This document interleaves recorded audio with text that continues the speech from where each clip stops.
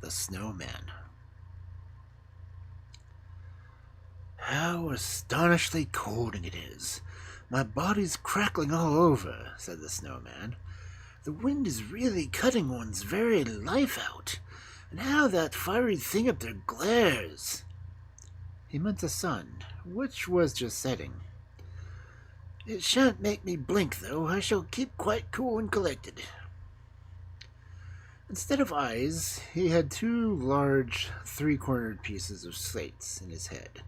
His mouth consisted of an old rake, so that it had teeth as well. He was born amidst the shouts and laughters of boys, and greeted by jingling bells and cracking whips of the sleds.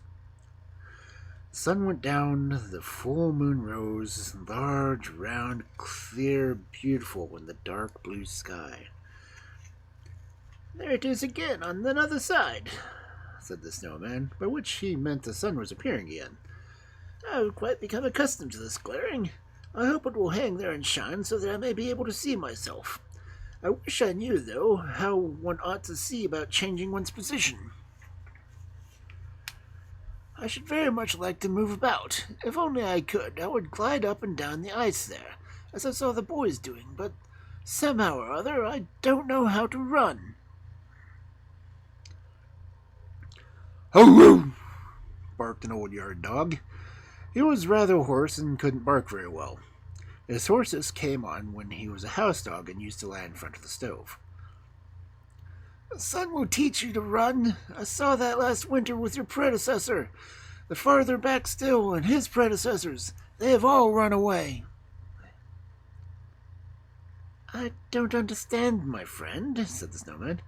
"That thing up there is to teach me to run?" He meant the moon.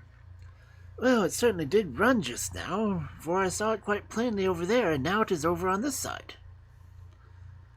"You know nothing at all about it," said the yard dog. "Why, you have only just been made. The thing you see there is the moon. The other thing you saw going down on the other side was the sun.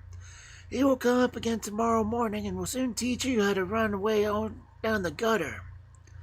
The weather is going to change. I feel it already by the pain in my hind leg. The weather is certainly going to change."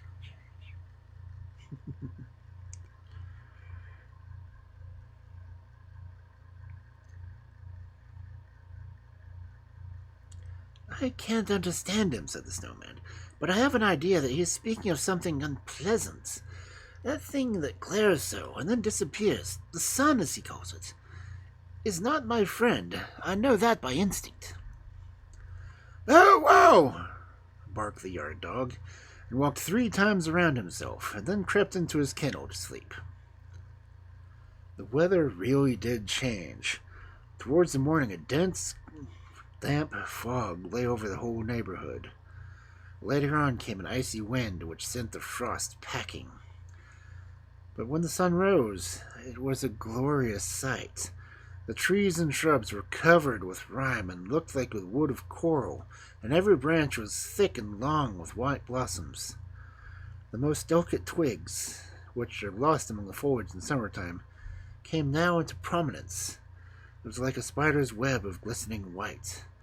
The lady birches waved in the wind, and when the sun shone, everything glittered and sparkled as if it were sprinkled with diamond dust, and great diamonds were lying on snowy carpet. "Isn't it wonderful?" exclaimed a girl who was walking with a young man to the garden. They stopped near the snowman and looked at his glistening trees. "Summer cannot show a more beautiful sight," she said, with her eyes shining. "And one can't get a fellow like this in the summer either," said the young man, pointing at the snowman. "He's a beauty." The girl laughed and nodded to the snowman, and then they both danced away over the snow. "Who were those two?" asked the snowman of the yard dog. "You have been in this yard longer than I have. Do you know who they are?" "I know them indeed," answered the yard dog. "She has often stroked me and has given me bones. I don't bite either of them." "What are they?" asked the snowman. "Lovers," replied the yard dog. "They will go into one kennel and gnaw at the same bone."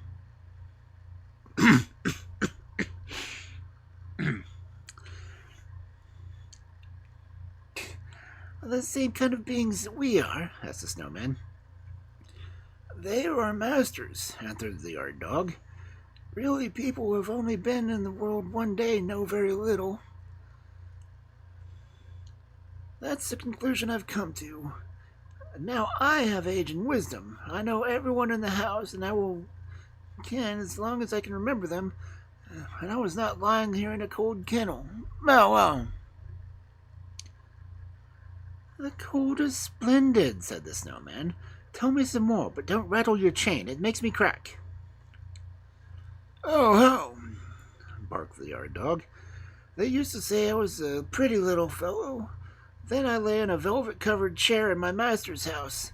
The mistress used to nurse me and kiss me and fondle me, and she called me her dear, sweet little Alice. But by and by I grew too big, and I was given to the housekeeper, and I went into the kitchen.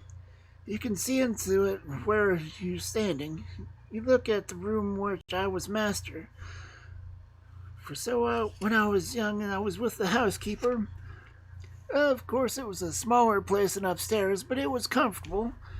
More wasn't chased around and teased by children as I had been before.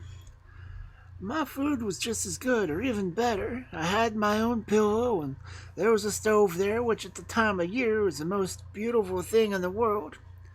I used to creep right under that stove. Ah, me, I often dream of that stove still, about. "Is the stove so beautiful?" asked the snowman. "Is it anything like me?"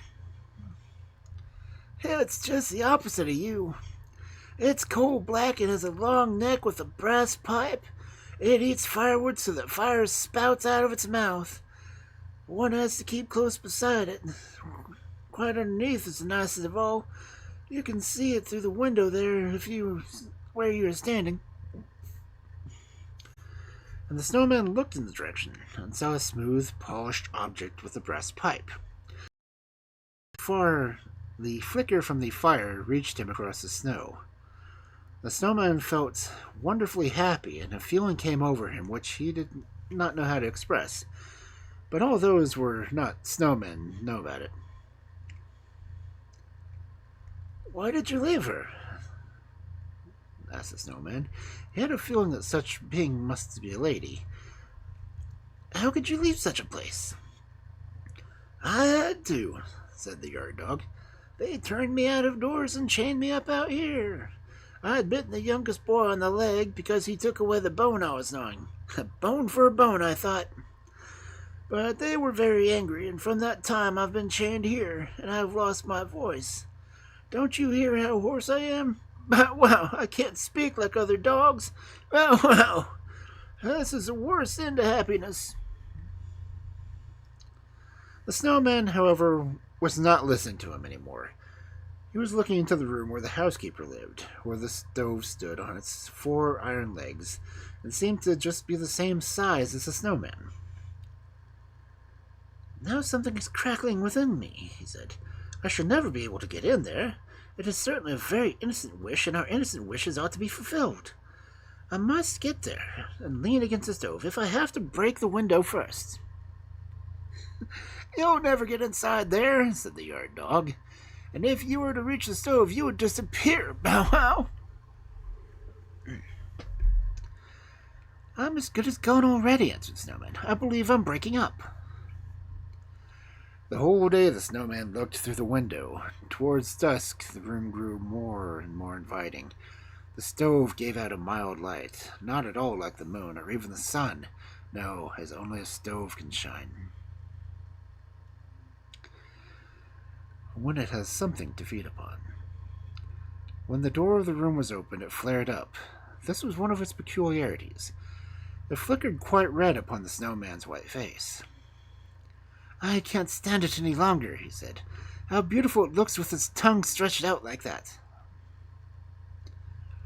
It was a long night, but the snowman did not find it so. There he stood, wrapped in his pleasant thoughts, and they froze so that he crackled. The next morning the panes of the window froze and were covered with ice, and the most beautiful ice flowers that even a snowman could desire, only they blotted out the stove.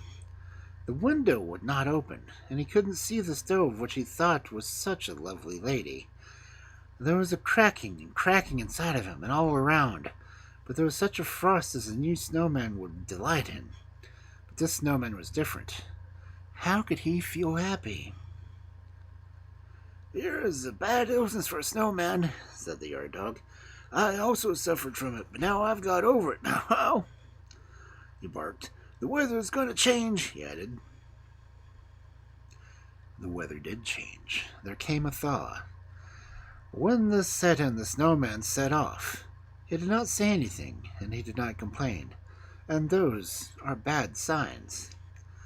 One morning he broke up altogether, and lo, where he stood there remained the broomstick standing upright, round which the boys had built him.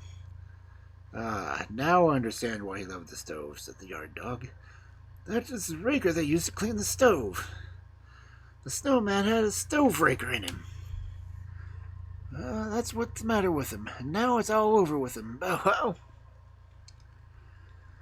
And before long it was all over with winter too. "Bow wow!" barked the horse yard dog. But the young girl sang, "Woods your bright green garments don, willows your woolly gloves put on. Lark and cuckoo daily sing, February has brought the spring. My heart joins in your song so sweet. Come out, dear sun, the world to greet." And no one thought of the snowman.